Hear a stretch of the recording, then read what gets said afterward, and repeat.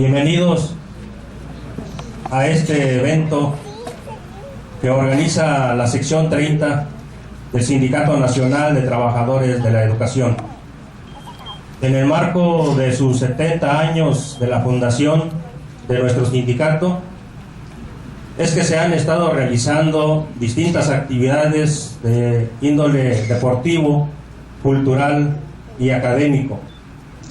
Así como el día de mañana tendremos el evento estatal en el pueblo mágico de Tula, el día de hoy estaremos realizando en este espacio físico del Sartet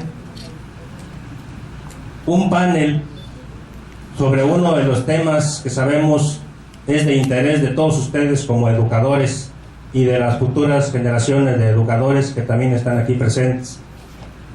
Este panel está conformado por expertos, por personas académicas, y es un panel sobre educadores tamaulipecos que comprende una etapa de la historia de nuestro estado, de 1920 a 1950.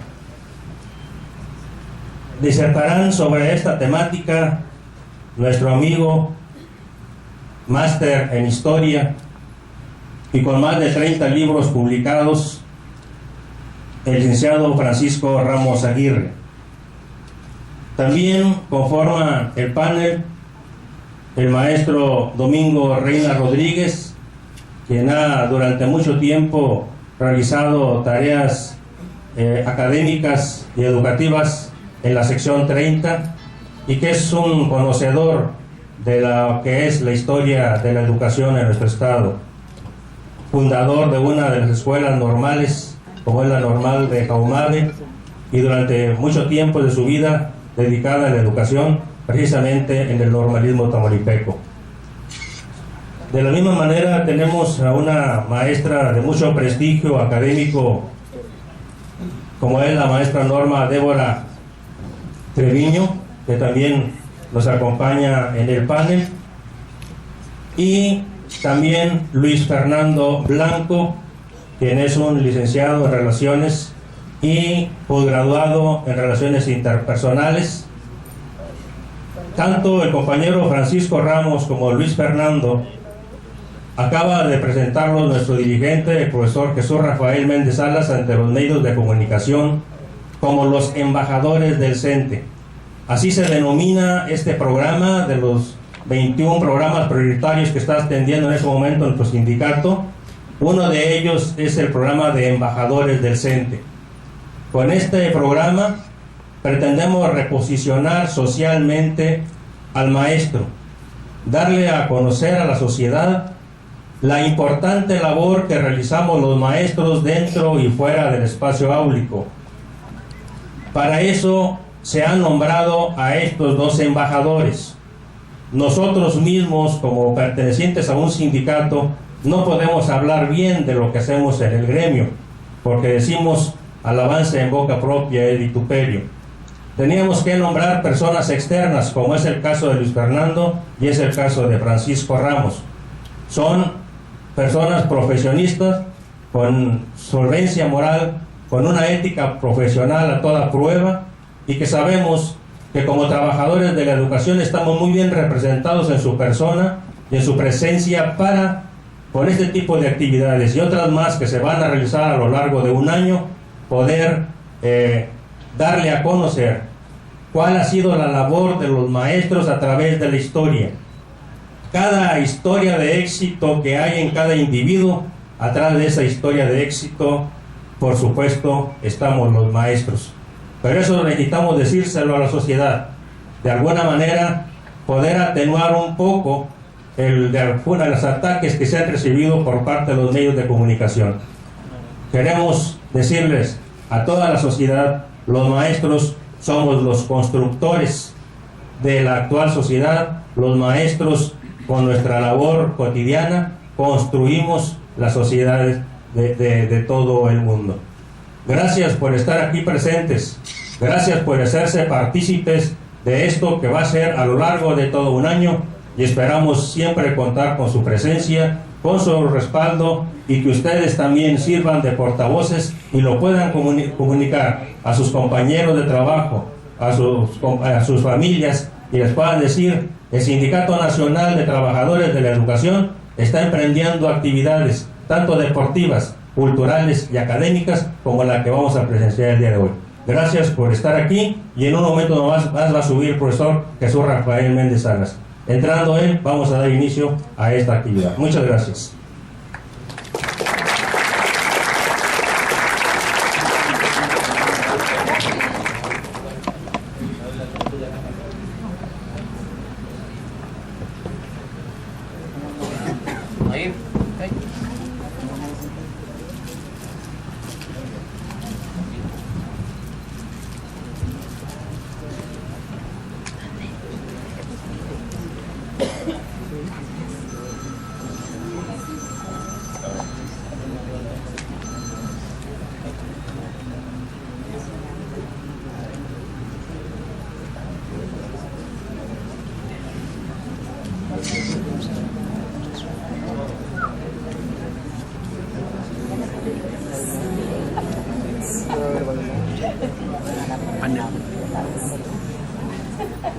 Bueno, muy buenos días. Recibamos con un fuerte aplauso al profesor Jesús Rafael Méndez.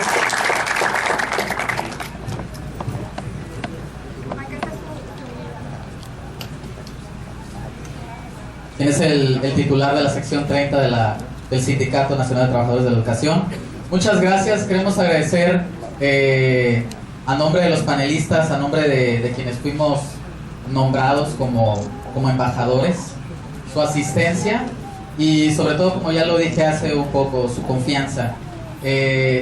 Estamos comprometidos a reflejar, a retomar y a ser voceros de lo que, bueno, el maestro Pedro había comentado, lo que es el maestro como un formador social, lo que es la función y la importancia, el impacto social de lo que es la función docente, reconocer esa labor, y sabemos pues que lo que nosotros somos es el reflejo o es el resultado de lo que ha gestado esa labor de respeto de los maestros.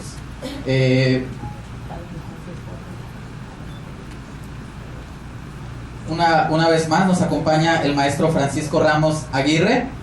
Es maestro de historia, ha sido catedrático de escuelas de Veracruz y Tamaulipas, ha ocupado las jefaturas de prensa y promoción cultural de la SEP en Tamaulipas, es asesor del Consejo Estatal Técnico de la Educación, donde puso en práctica varios proyectos, autor de los libros Historia del Corrido en la Frontera Tamaulipeca, otro libro es Fuente de la Libertad, la educación en Tamaulipas, 1820-1872. Otro libro, Revolucionarios a la Carta. Marchemos Agraristas, la Liga de Comunidades Agrarias de Tamaulipas. Y Diccionario de la Educación en Tamaulipas, entre muchos otros. Tenemos también la presencia del maestro Domingo Reina Rodríguez. Él estudió la carrera de profesor en educación primaria en la Ex Escuela Normal Rural de Tamaulipas. Se especializa en psicología educativa y lengua y literatura española en la Normal Superior de México y un curso básico de demografía y estadística en el Colegio de México. En 51 años de experiencia docente, ha laborado en educación primaria, secundaria, normal superior y cursos de posgrado en diversas instituciones del país. Contamos también con la presencia como panelista de la maestra Norma Débora Treviño Vázquez. La maestra, nacida en Reynosa, Tamaulipas, es egresada del BEM, licenciada en Educación Básica por la UPN, especializada en Planeación, Desarrollo y Evaluación de la Práctica Docente. Maestra en Educación en la especialidad de Lengua y Literatura Española, candidata al grado de Doctor en Desarrollo Educativo. Cursó un diplomado en Competencias Docentes por la ANOIES UAD, con el cual obtuvo la certificación en competencias y realizó el diplomado superior en formación de mediadores de lectura por la Flaxo. Ha cursado seminarios como promotora cultural en Conaculta. La maestra se ha desempeñado como investigadora desde 1987 y ha sido ponente en numerosos foros nacionales e internacionales. Su línea de investigación son los docentes. Actualmente es docente del Cebetis 24, donde además es responsable del archivo histórico. Bien, vamos a iniciar lo que es este panel, que se trata de educadores tamaulipecos en el periodo desde 1920 a 1940, 1950. Esto para retomar las raíces de lo que es la vocación docente. La docencia, o el hecho de fungir, de elaborar como maestro, no se trata de haber tenido un estudio y nada más estar residiendo en el aula cumpliendo un horario. Es mucho más que eso. Van ellos a exponer el legado que nos han dejado esos educadores a través de la historia. Recordemos que la historia nos da esa formación y que, como lo había comentado el maestro Francisco, el pasado está en el presente. Vamos a empezar. Le cedo el micrófono al maestro Francisco. Muy buenos días, amables maestros, alumnos, alumnas de instituciones educativas. Yo voy a abordar un poco dentro del contexto histórico en el cual se desarrolla el proceso educativo, digamos, a partir de los años 20 del siglo pasado hasta la década de los 40, entrados en los 50. O sea, es como más o menos meter en un jarrito muchas cosas, pero dicen que luego todo cabe en un jarrito sabiéndolo acomodar. Sin lugar a dudas es un tema bastante extenso, pero yo creo que habrá otras oportunidades en las cuales se podrá poner, digamos, en práctica el compartir algunos conocimientos de la abundancia y de la riqueza educativa, y sobre todo en el proceso en que se da la importancia de los maestros que tuvieron que ver en todos estos periodos históricos y diferentes etapas por las que ha pasado la educación en México y en especial de Tamaulipas. Yo, para empezar, diré que la fundación de la Secretaría de Educación en México, en la década de los 20 a principios, en el gobierno del general Álvaro Obregón, uno de los gobiernos posrevolucionarios, ¿verdad?, en el cual, bueno, quienes mandaban, quienes dirigían este país eran los militares, básicamente durante un largo periodo, digamos hasta los años 40 de este siglo, ¿no?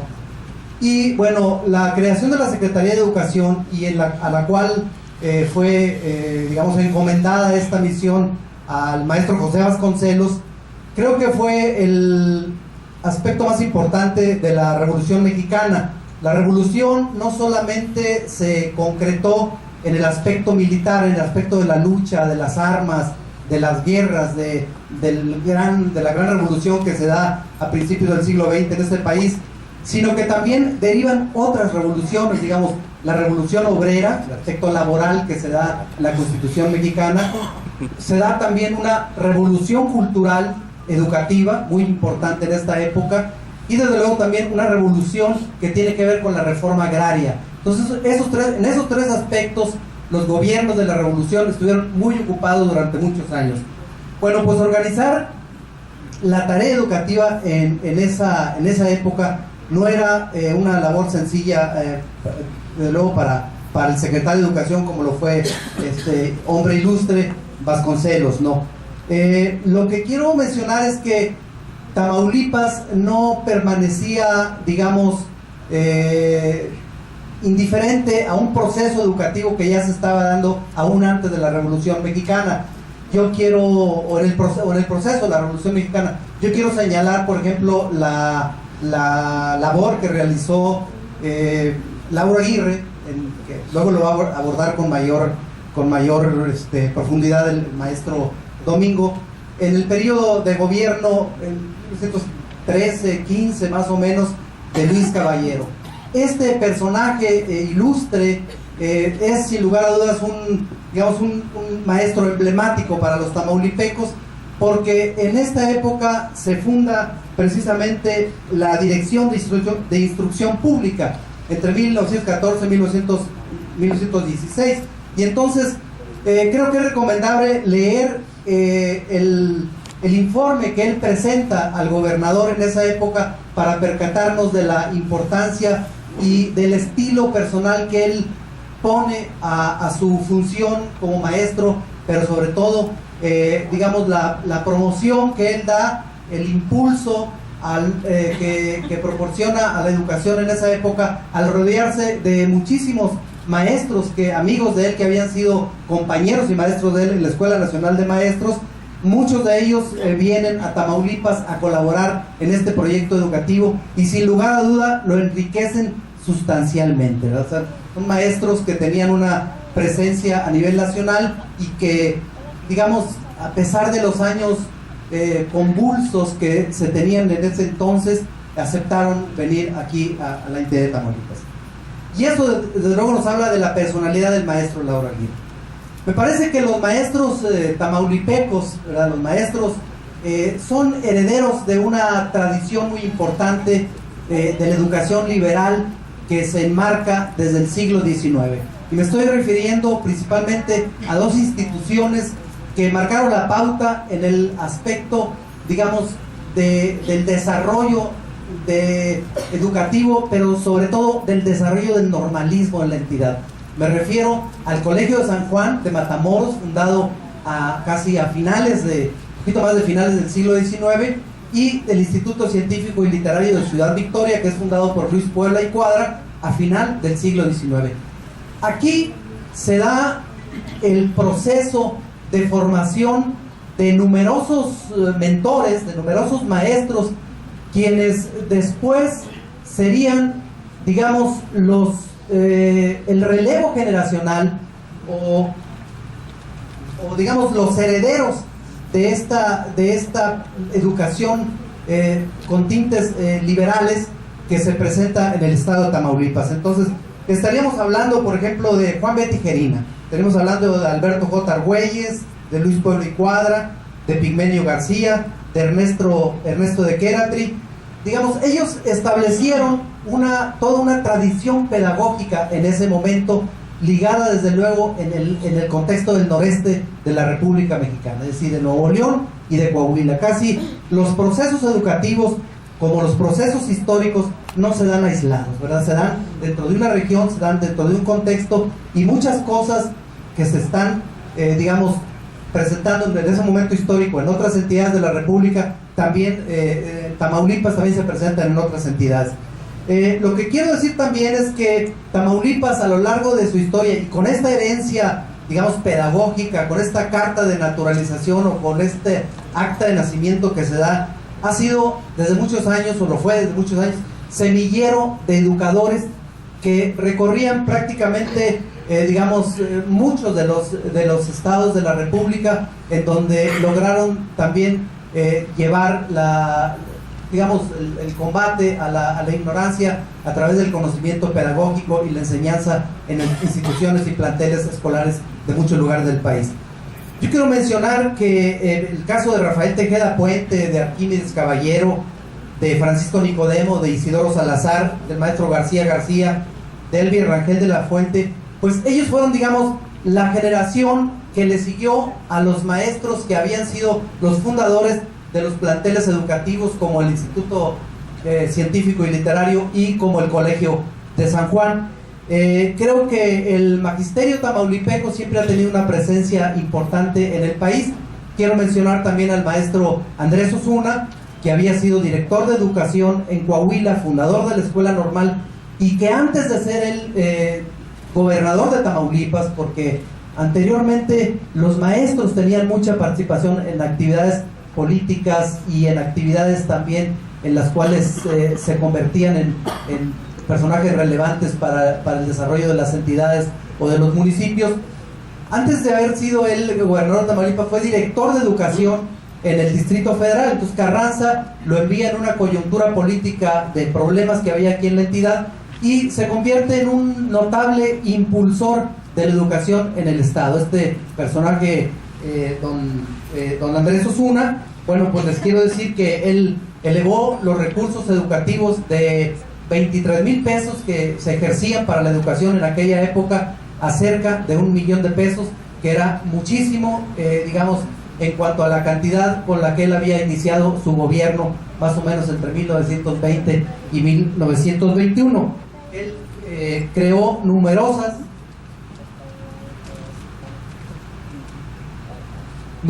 escuelas normales y empezó a establecer, digamos, un sistema educativo más o menos de tendencias nacionalistas. Se fomentaba mucho el amor a la patria, se fomentaba mucho el amor a los héroes, el respeto, la vocación de servicio del magisterio.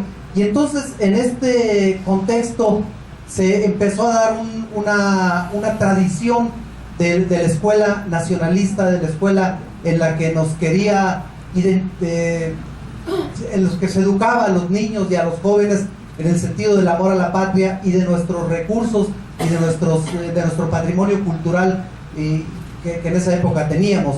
Se sigue dando este proceso en los años 20, en los años 30, cuando llega la educación socialista a México con el gobierno de Lázaro Cárdenas. Pero lo que quiero decir, por ejemplo, las escuelas empiezan incluso a contratar artistas para que hagan para que dibujen, para que pinten murales, para que plasmen ahí la idea de la educación, la idea, digamos, de la lucha contra el vicio, contra la ignorancia, contra el fanatismo religioso. Y eran cosas que se daban mucho en el Mante. Por ejemplo, tenemos una escuela en donde Ramón Cano Manilla, este notable pintor famoso en México, realiza una serie de murales prácticamente en toda la escuela en la década de los 40. Igual sucede aquí en Hidalgo, Tamaulipas. En algunas escuelas rurales existen aún todavía pinturas, frescos de Pedro Martínez, que nos dan una idea, digamos, de la importancia que el Estado proporcionaba a la educación en el estado de Tamaulipas y en México en general. En este sentido, yo creo, tenemos que mencionar las misiones culturales que fueron creadas por José Vasconcelos. Esta era una magnífica oportunidad de la propagación del conocimiento y de la educación. En esa época, digamos, en que era gobernador César López de Lara, se fundó una escuela de agricultura en el estado, que era una de las primeras, yo pienso que fue la primera escuela en el norte de México que fue fundada en el área de la educación, de la ganadería, de la agricultura. Se contrató a maestros con maestría, con doctorado, que incluso algunos venían provenientes de Europa. Este proyecto fue muy interesante y derivó después en las escuelas regionales campesinas, en las escuelas prácticas de agricultura y en las escuelas normales, que fue la Escuela Normal Rural de Tamatán, que fue, digamos, un emblema del normalismo rural en el noreste. El lema de César López de Lara, un gobernador que dura 2 o 3 años en el poder nada más, que también sale por motivos políticos en 1923-24, sería: la patria será lo que sea la escuela, pero la escuela es lo que sea el maestro. Entonces ahí tenemos la idea de la importancia de la educación, del liderazgo y de la autoridad que representaba en aquella época el ser maestro, el desempeñarse en la docencia. Entre 1921 y 22 era secretario de Educación, o digamos director general de Enseñanza Pública del Estado, Alfonso Herrera. Él puso en marcha varios proyectos, ¿no? Uno de ellos es interesante porque se creó una especie de cartilla para el niño, una cartilla escolar, en la cual se llevaba un historial de los alumnos de educación primaria, de primero a sexto grado, en el cual se iba anotando todo el proceso del desarrollo intelectual y de madurez, digamos, de su pensamiento de estos alumnos. Entonces era, digamos, una idea que se implementó en esta época en la que en realidad había muy pocas escuelas en todo Tamaulipas. Estamos hablando que únicamente había 4 inspecciones escolares, casi distribuidas en todo el estado. Tampico era solamente una inspección escolar, y que existían 288 escuelas atendidas por 488 maestros. Era todo lo que había de educación en Tamaulipas en cuanto al capital humano, en cuanto a los maestros que se desempeñan. Entonces estamos hablando que más o menos a cada alumno, a cada maestro le correspondían cerca de 60 alumnos. Los grupos eran numerosísimos entonces. Traje mi acordeón para no perderme mucho. Portes Gil es un personaje que también dio un amplio impulso a la educación en Tamaulipas, Emilio Portes Gil. No solamente como gobernador del estado, sino también como presidente de la República. Él crea, digamos, él más o menos es de las mismas ideas de los gobiernos revolucionarios que mencioné al principio, pero crea la Dirección de Cultura Estética y le da un amplio impulso a la cultura, a la educación artística, al deporte y desde luego a la escuela. Y él se rodea de muchísimos maestros para conformar su plan político, su plan, digamos, para posesionarse de alguna manera dentro de su proyecto que lo llevó a ocupar una carrera muy importante en aquel entonces. Pero se rodea básicamente de muchísimos maestros, y no solo de los maestros que había aquí en el estado de Tamaulipas, con Juan Rincón, por ejemplo, sino también de los maestros que venían en las misiones culturales que mandaba Vasconcelos, y que algunos de ellos eran músicos, eran, digamos, expertos en apicultura, expertos digamos, en artes, en artesanías también, en alimentación, etcétera, en salud, ¿verdad? Entonces eran brigadas muy importantes. Pero yo quiero mencionar a tres de ellos nada más, como fue José Agustín Ramírez, que después fue un notable compositor y que aquí se casó en Ciudad Victoria y que formó parte de los trovadores tamaulipecos. Y quiero mencionar también a los creadores, de dos yucatecos, del himno a Tamaulipas, que fueron por encargo de Emilio Portes Gil quienes realizaron el himno a Tamaulipas, y también los otros trovadores tamaulipecos que hacen el himno agrarista, que es un himno que se escucha a nivel nacional y que fue adoptado por la CNC. Entonces, bueno, estamos hablando que en esta época, comentaba yo hace rato con el maestro, en el 28, el 27-28, se crearon las bases, o digamos las primeras expresiones del sindicalismo magisterial de Tamaulipas. Se formó un grupo, la mayoría de ellas maestras, y Artemio Villafaña, desde luego Martín Herrera, Olivia Ramírez, Dolores Caballero.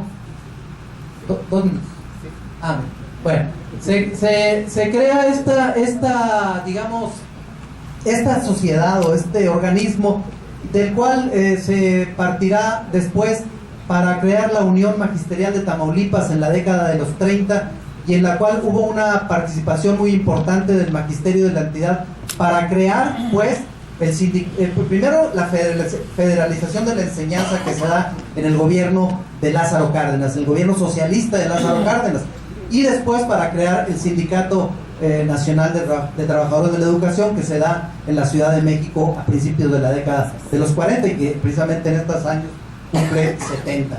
Y lo que quiero decir es que la educación socialista no era muy bien aceptada por todos los sectores sociales. Siempre hubo una especie de rechazo por la implicación ideológica que se manifestaba, y que desde luego, bueno, a nadie, sobre todo al clero, por ejemplo, a algunos grupos empresariales, no les gustaba que en las escuelas rurales se cantara la Internacional Socialista o se cantara el himno agrarista, porque, digamos, eso significaba de alguna manera una más libertad de pensamiento, más apertura, y lo que no querían en ese entonces era que hubiera, digamos, conflictos ideológicos que se pudieran manifestar a través de la política y a través de partidos como el Partido Comunista Mexicano.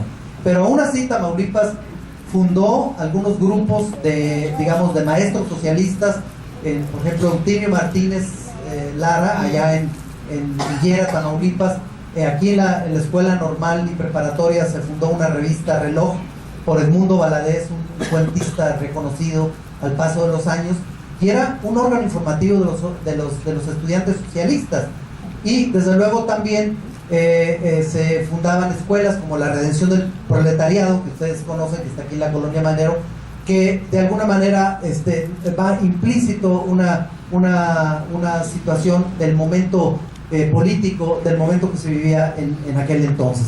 Entonces yo creo que pues la educación y el maestro tamaulipeco siempre será una figura protagónica, siempre será una autoridad, a pesar de que en los últimos años, en los últimos 12, 15 años he percibido yo ataques a través de los medios publicitarios Y no solamente de ellos, sino también de las instituciones privadas, quienes hacen esfuerzos siempre por desacreditar al maestro, pero que de alguna manera como que llama la atención o que sigue representando algún foco rojo que les incomoda en su aspecto de liderazgo y en su aspecto de autoridad que la sigue teniendo.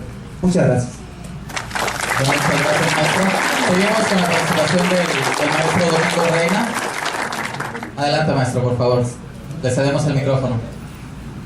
Bien, pues muy rápido. Yo quiero en primer lugar agradecerle porque me dijeron que era un evento organizado por Paco Ramos como embajador del CENTE, y que bueno, me da mucho gusto que me den la oportunidad, y el sindicato también, de en forma muy breve, continuando con las ideas que está manejando Paco de la educación liberal, que me gustó, precisamente por eso vamos a retomar esa situación.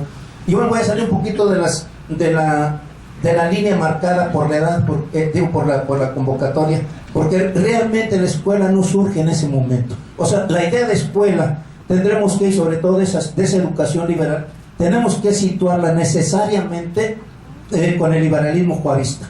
Y cuando surgen las ideas allá a mediados del siglo XIX, a final del siglo XIX, del Estado laico y de la escuela como medio de reivindicación social, entonces se forma toda una corriente de pensamiento liberal mexicano, y en ese pensamiento liberal mexicano, en tres expresiones distintas, voy a rendirle homenaje a tres grandes educadores para mí, tamaulipecos. Uno, matamorense, nacido en Matamoros, Tamaulipas, y formado en la cultura del esfuerzo, que era una de las características fundamentales del magisterio mexicano. Veníamos de las clases más desprotegidas y estábamos comprometidos con las clases más desheredadas. Y eso es expresión del liberalismo mexicano, que después se convirtió en lo que le llamamos la filosofía del normalismo, porque la filosofía del normalismo no es estudiar en una escuela normal. La filosofía del normalismo es una alianza permanente con la sociedad y con las clases desheredadas. Es sentirnos de abajo para agarrarlos de la mano y llevarlos hacia arriba. Esa es la filosofía del normalismo. Y quiero, en el normalismo tamaulipeco, como lo citó Paco, señalar que uno de los grandes pilares de la filosofía liberal fue el maestro Juan B. Tijerina, matamorense, producto de la cultura del esfuerzo, quien tuvo que, a la muerte de su padre, trabajar como portero para poder costear sus estudios. Ahora, si no nos dan una beca, no estudiamos. Él trabajó para hacerse, y trabajó de portero en la escuela donde estaba estudiando, y no le dio vergüenza por su compañero. Creo que eso pinta de cuestero al maestro Juan B. Tijerina. Como liberal, fue un crítico tremendo de Porfirio Díaz y del clero. Y como sucede siempre con el que piensa distinto, pero que le esperaba y le esperó y encontró, fue la represión del porfiriato, que tuvo que exiliarse a los Estados Unidos. En San Antonio, Texas, estuvo exiliado, y por fortuna era muy buen orador, muy buen poeta, se dedicó al periodismo, se dedicó a las letras, pudo sobrevivir, pudo esperar a que mejoraran las condiciones en México. Y cuando cambia el tiempo, cuando empieza el descontento contra don Porfirio, cuando empiezan las primeras manifestaciones, regresa a Tamaulipas y se instala en Ciudad Victoria, en donde ejerce el periodismo. Ahí crea el periódico El Progresista, lo crea con fines políticos, para ayudar a su amigo y paisano Guadalupe Beinero en la candidatura a la gobernatura del estado. Pero aún así difunde en todo el estado, a través de El Progresista, las ideas liberales y de reivindicación social, que esa es la filosofía de la escuela originariamente tamaulipeca, originariamente norteña, decía Paco. Una circunstancia muy simple. Tamaulipas fuimos uno de los estados últimos en la conquista y primeros en la independencia. Por lo tanto, el clero no tenía la presencia que tenía en otros estados, como lo tuvo en Tlaxcala, la tierra de Paco, como lo tuvo en Puebla, en donde, mientras que aquí la idea de los revolucionarios era crear una escuela, allá era crear una iglesia, y las condiciones aquí estaban dadas para hacer otro tipo de escuela, una escuela de reivindicación social, una escuela, dice Paco, acertadamente me gustó también esto, una escuela nacionalista, profundamente nacionalista, pero también una escuela profundamente reivindicadora de las causas sociales. O sea, quienes se iniciaban en el magisterio o quienes nos iniciábamos en el magisterio, no íbamos a una escuela a enseñar a leer y escribir y a repasar las pruebas de enlace antes de que se apliquen para elevar los resultados. No íbamos a eso. Íbamos a desarrollar la comunidad, íbamos a llevar campañas de salud, íbamos a llevar campañas de alfabetización, íbamos a llevar otras cosas, íbamos a fundar cooperativas, íbamos a fundar asociaciones de padres de familia, pero no para que apoyaran económicamente a las escuelas. La asociación de padres de familia era precisamente para organizarlos y lanzarlos hacia la reivindicación.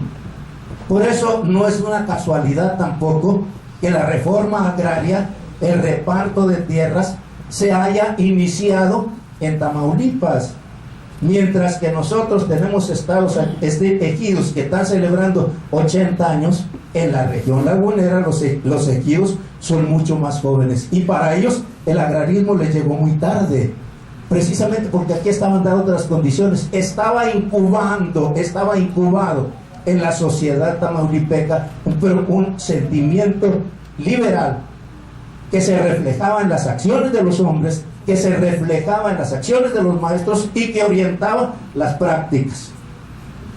A partir, creo yo, de las ideas liberales de Juan B. Tijerina, que a través de la escuela, porque aquí fue maestro, y a través de su periódico empezó a contagiar a la juventud, y se enganchó un joven, un adolescente nacido en Bustamante, profundamente liberal, se afilia al cumplir los 18 años, soñaba con cumplir 18 años para afiliarse al Partido Liberal Mexicano, maestro rural y estudiante de leyes, Alberto Carrera Torres, comprometido con su magisterio y comprometido con las causas sociales. Como maestro y como estudiante de leyes, siempre ofreció, mientras duró su corta vida, asesoría jurídica gratuita para los desprotegidos, para los desamparados. Se afilia al partido en 1905, al Partido Liberal Mexicano, se convierte en un luchador social. Como maestro se hace líder, y ese liderazgo le ayuda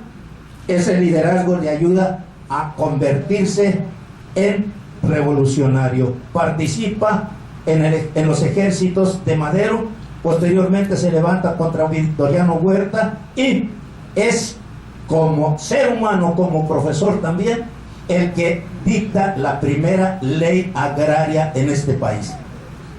Queremos citarlo eso porque ¿qué tiene que ver con maestro? Porque tenía la mentalidad de los maestros de entonces. La gente es primero, el desheredado es primero.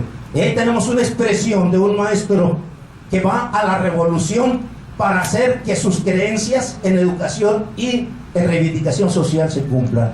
El otro brazo distinto lo citaba ya Paco, también nacido en la cultura del esfuerzo, Lauro Aguirre Espinosa, victorense, que estudió aquí su escuela primaria, y él sí, becado, fue a México a estudiar allá. pero él sí cumplió con su compromiso de que te beca, te vas allá. Ahorita hay muchos becarios de mexicanos que les dan la beca de la secretaría, se van allá, consiguen chamba, allá se quedan y no pasa nada.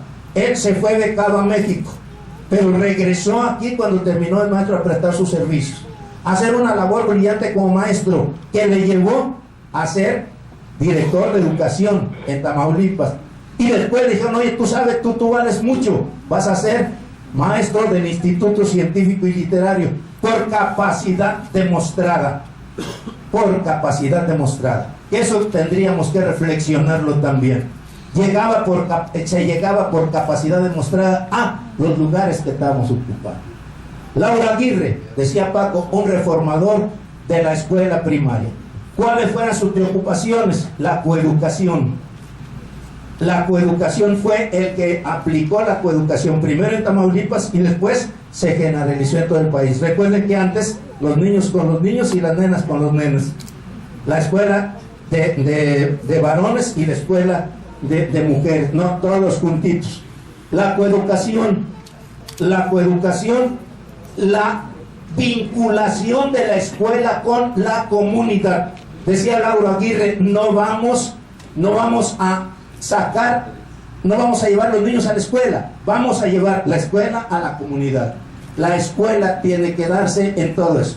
No vamos a usar el libro, decía Laura Aguirre, vamos a utilizar la naturaleza como libro y vamos a que los niños experimenten y vamos a lograr las cooperativas escolares para que vean, las cooperativas escolares con reparto de utilidades, para que vean que la unidad social tiene dividendos.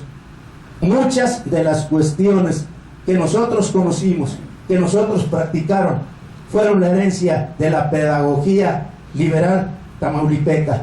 Creo que ahorita en momentos de crisis tenemos que regresar a nuestros orígenes. O la escuela hace una alianza con la sociedad o sucumbe. Muchas gracias. Muchas gracias.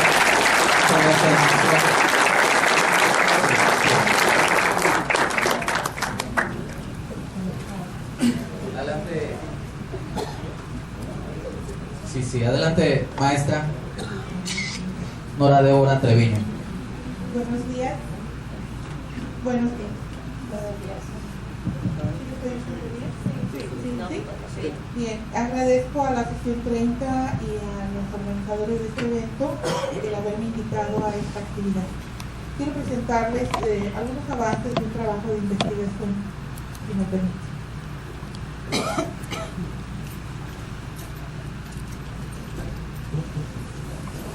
Notas de educación y vida cotidiana en Tamaulipas, ser maestro, 1930-1940.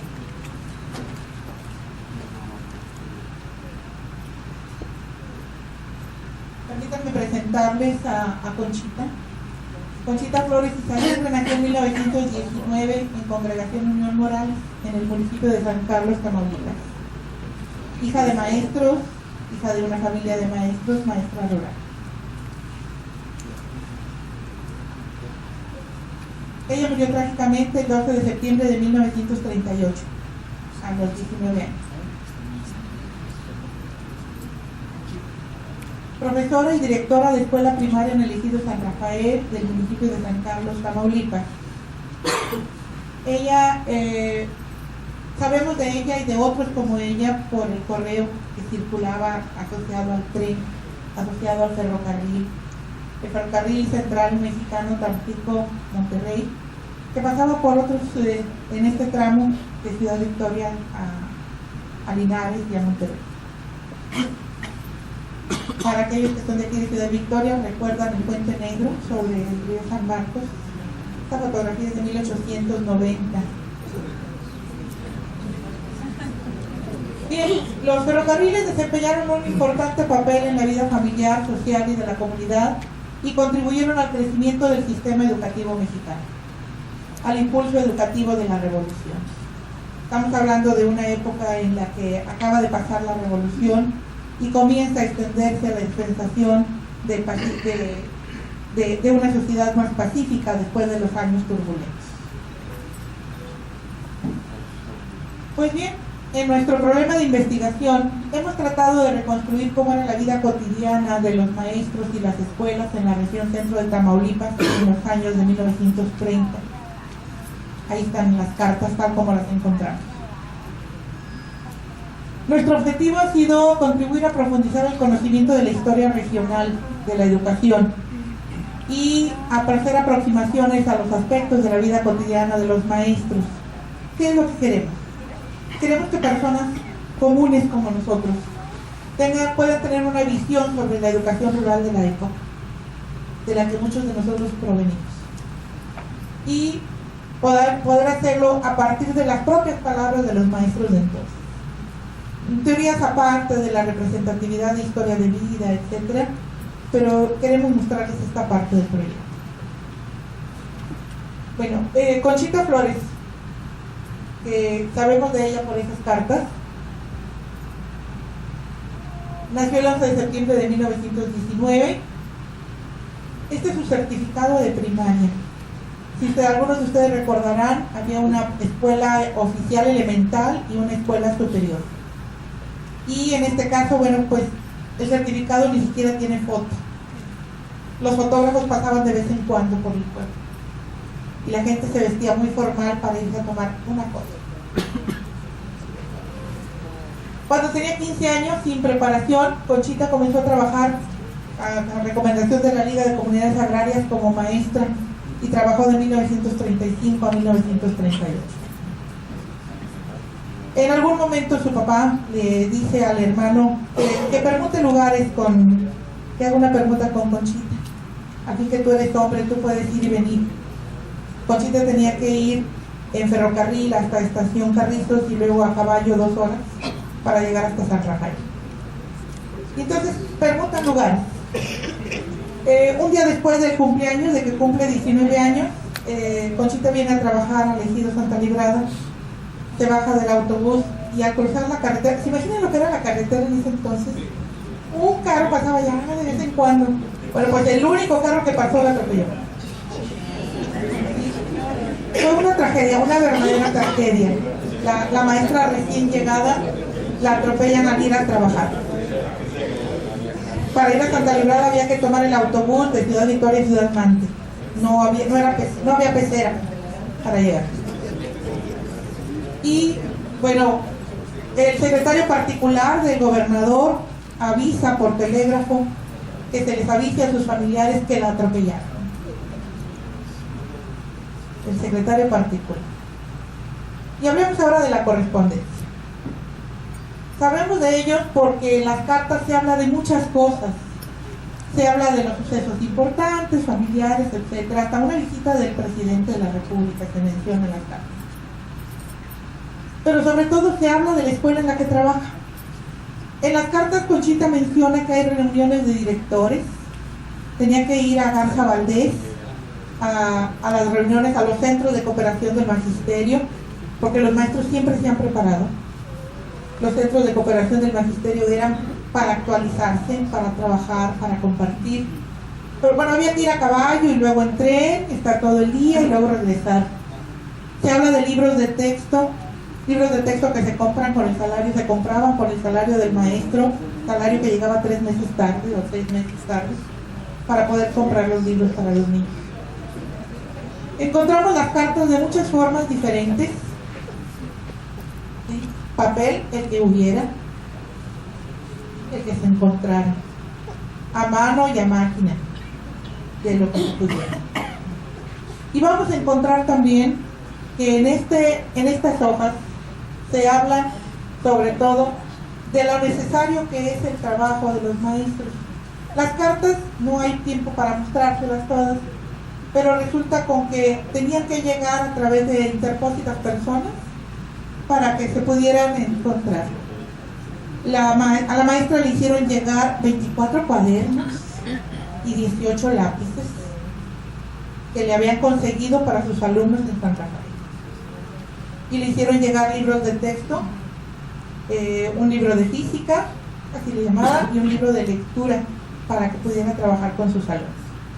En algunas de las cartas menciona Conchita la evaluación que tenían que hacer al trabajo de sus alumnos, una evaluación que ahora diríamos muy basada en competencias, una evaluación integral en donde participaban los padres de familia, las autoridades ejidales, el presidente municipal, una evaluación en la que los niños mostraban sus habilidades, sus aprendizajes, y había que preparar con tiempo esa actividad para que los padres, para que la comunidad viera que los niños habían aprendido esto.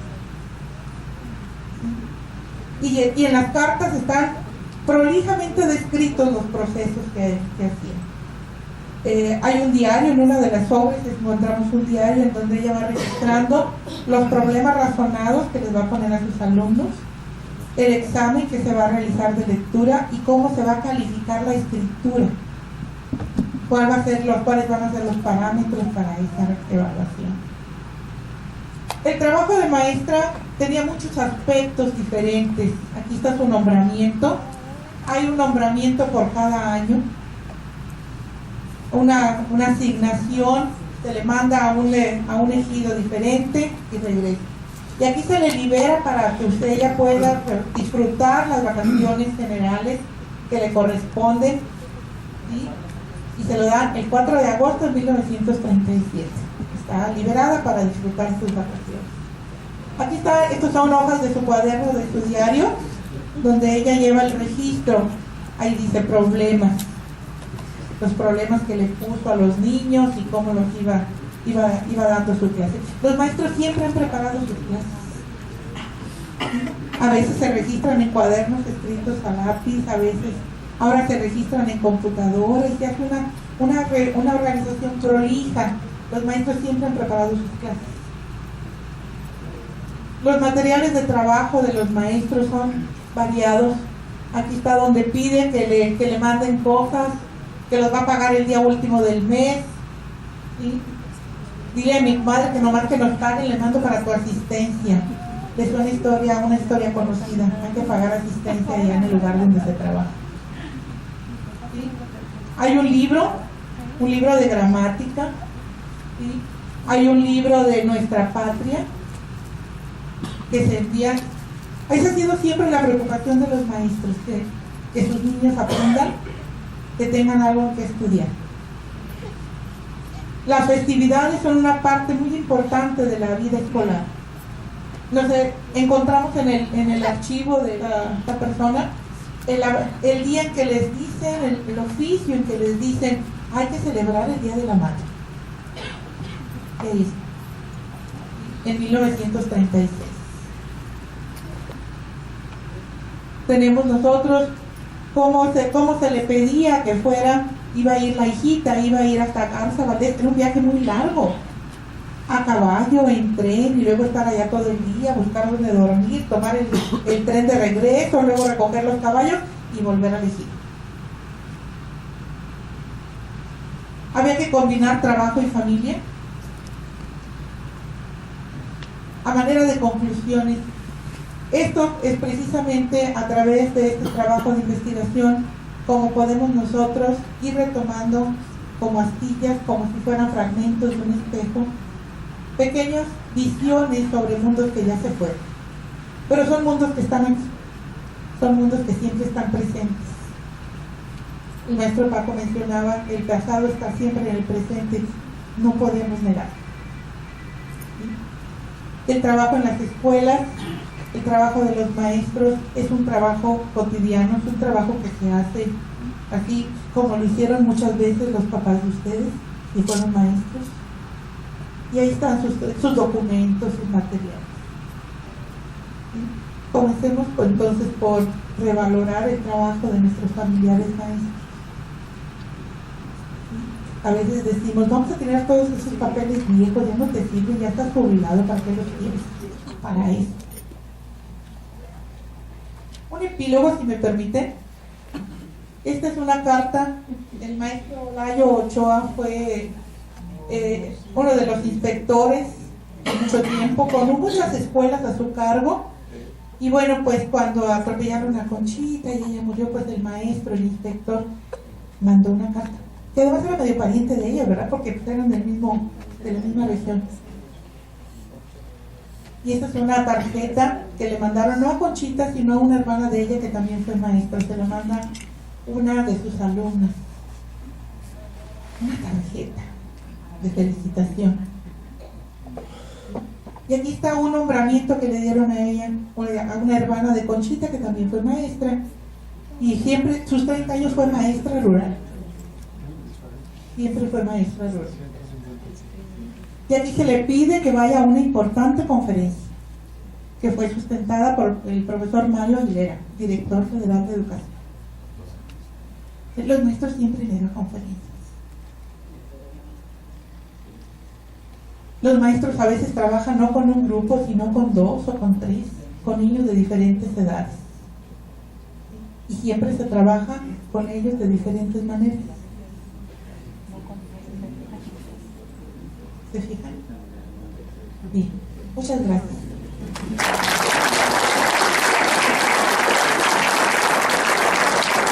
Muchas gracias a la maestra Débora Treviño por su participación. De igual manera al maestro Francisco Ramos, al maestro Domingo Reina, y reitero el agradecimiento de parte de nosotros por su asistencia, por su atención. Nada más retomando lo que es la esencia de este evento, y en sí lo que es el programa de los embajadores. Este evento forma parte de él, que es dar un reconocimiento de valor a los maestros. Estamos viendo la labor que está gestada, ¿verdad? Por ese interés real. Los maestros tienen esa vocación real, activa y tangible. Y estas pláticas que hemos tenido pues han sido una pequeña manifestación de ello, del legado que nos han dejado, y eso nos reta a lo que viene en el futuro. También queremos hacer énfasis en lo que es la participación de los alumnos, de los padres de familia, motivarlos para que la educación, hagan de la educación esa plataforma para desarrollarse en la sociedad, esa plataforma que los maestros ofrecen, aquello que los maestros ofrecen más allá del potencial profesional que ellos tienen. Si hemos, aquí la maestra nos ha ilustrado con algunas historias. Lo he dicho, todos tenemos una historia, todos tenemos un pequeño legado con aquel maestro. Tal vez algunos hemos recibido algunas palabras de aliento de algún maestro.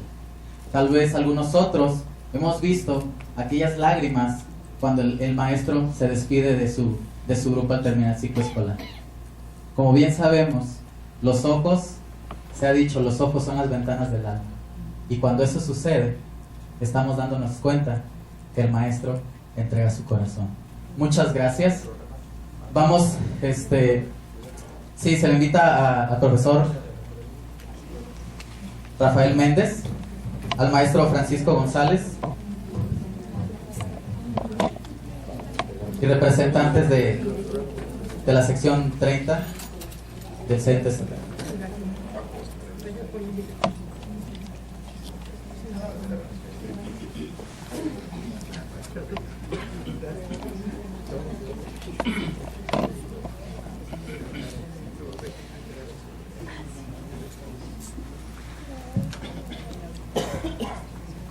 Muy buenas tardes, compañeros, compañeras, amigos todos.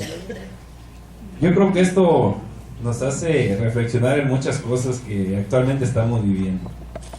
En algunas cosas nos sentimos aludidos, en otras cosas no nos sentimos aludidos.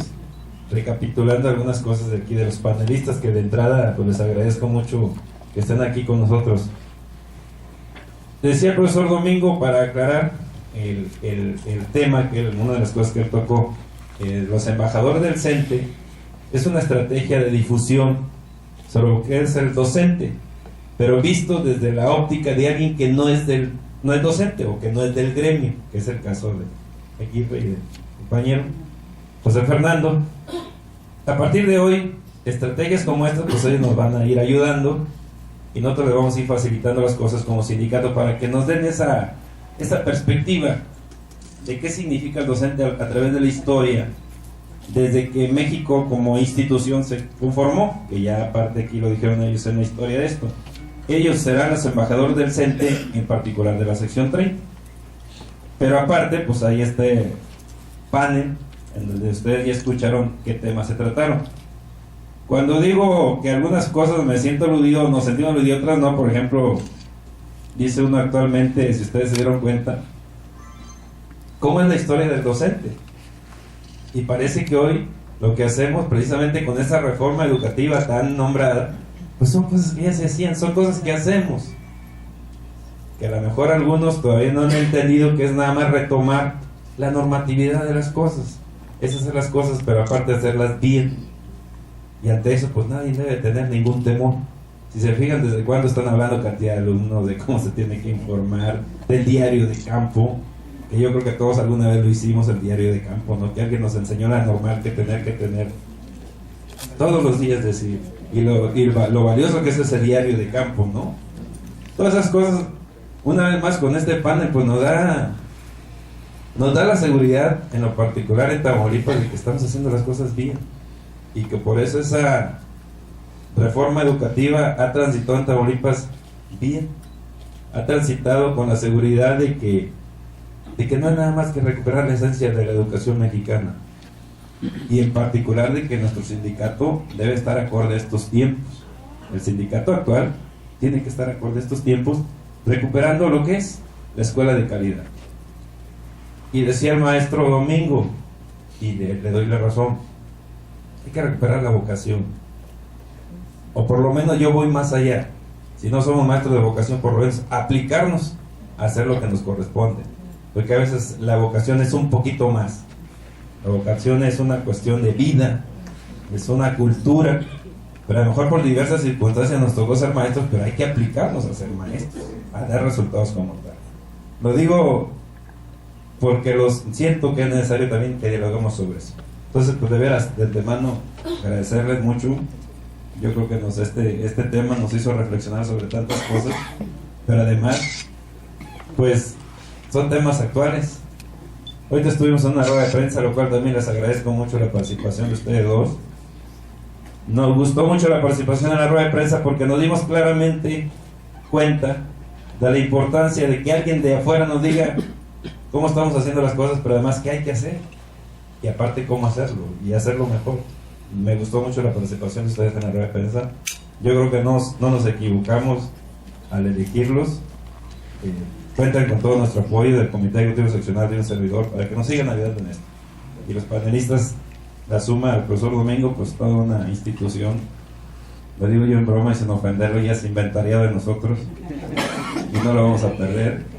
La maestra, pues esa historia, a ver, nos habla del maestro investigador, lo que usted está haciendo, que a veces se nos olvida. Tenemos que ser maestros investigadores siempre. Agradecemos y bueno, y ustedes por la participación, de veras. Yo creo que fue rico esto, seguiremos haciendo. El sindicato tiene agenda de todas, siempre lo he dicho, tenemos agenda educativa. Que no nos digan que el CENTE no tiene agenda educativa, porque aquí está la muestra que tenemos agenda educativa. Y eso es muy importante acá, actualmente hablar de educación, los parámetros actuales, qué necesitamos, cómo entrar en la reforma educativa, que yo creo que ya la hemos entrado y la hemos entrado bien. Entonces, pues les agradezco, muchas gracias.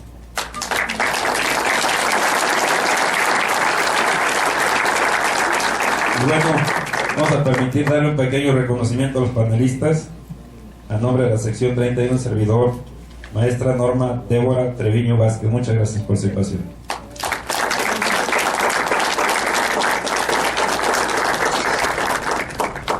Maestro, sí. Pues a mi compañero maestro Domingo Reina Rodríguez, siempre será un placer escucharlo, maestro. Gracias por su participación.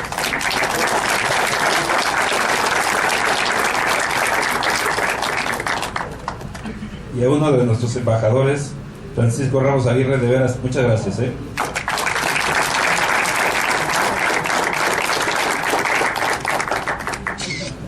Y por último, aparte, aclarar como moderador de un panel ante esta pues gama de personas de mucha historia y que le saben, fue difícil, ¿no?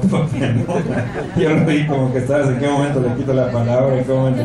Pero además porque le saben y es muy difícil de repente decir al profesor Domingo, vamos a ir ya no, porque nos estaba dando parte de lo que saben y eso de veras impone, esa es la palabra. Pues muchas gracias, aparte por ser embajador de nosotros.